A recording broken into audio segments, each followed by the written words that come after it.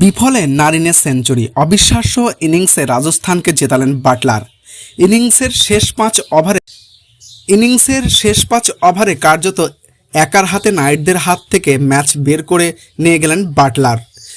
KKR 223, 6 উইকেটে Narine 109, Raghuvanshi 30, Rajasthan 228, 8 উইকেটে Jos Buttler 107, পরাগ 38, রাজস্থান রয়্যালস 2 উইকেটে জয়ী।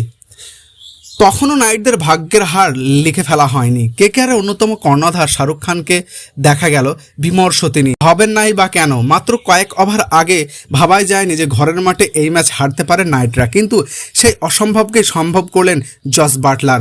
ওই ইংরেজ ভদ্রলোকের অবিশ্বাস্য ইনিংস হারিয়ে দিল নাইটদের। সুনীল নারিনের সেঞ্চুরির জবাবে তিনি দিলেন সেঞ্চুরিতেই। নারিনের অনবদ্য ইনিংসে পাল্টা জস বাটলারের ব্যাটে 60 বলে 107 রান, 2 উইকেটে এই হারে নাইটদের হাতছাড়া হয়ে গেল লিগ টেবিলের শীর্ষে যাওয়ার সুযোগ। টসে জিতে রাজস্থান রয়্যালস প্রথমে কেকেআরকে ব্যাট করতে পাঠায়। ফিল সল্ট বেশি রান করতে পারেনি, মাত্র 10 রানে ফিরতে হয় সল্টকে। এরপরে ইডেন জুড়ে কেবল নারায়ণ। রাজস্থান রয়্যালসের বোলারদের চরম শিক্ষা দেন তিনি। মাঠের যত্রতত্র তাদের ছুড়ে ফেললেন।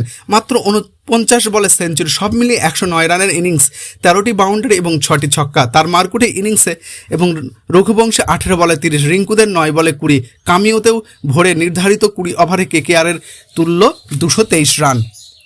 20 ওভারে 224 রান ইডেনে ব্যাটিং পিচ এবং ছোট বাউন্ডারি। আজকে টি20 ক্রিকেটে এই রান একেবারেই নিরাপদ নাই, তাই ভালো বল করতে হতো নাইটদের। রাজস্থান জানতো জিততে হলে শুরু থেকে চালিয়ে খেলতে হবে, সেটাই তারা করলো।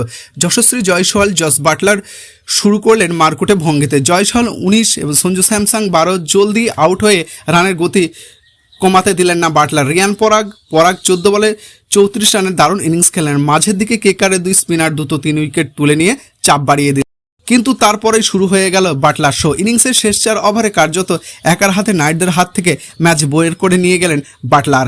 একটা সময় তিনি কোনো ক্রমে 130 স্ট্রাইক রেটে ব্যাট করছিলেন।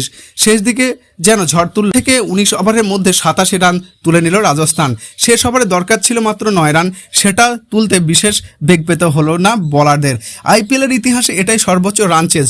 চলতি আইপিএলের এটা বাটলারের দ্বিতীয় সেঞ্চুরি। এদিনের জয়ের শীর্ষে আরও মজবুত করে ফেলল রাজস্থান।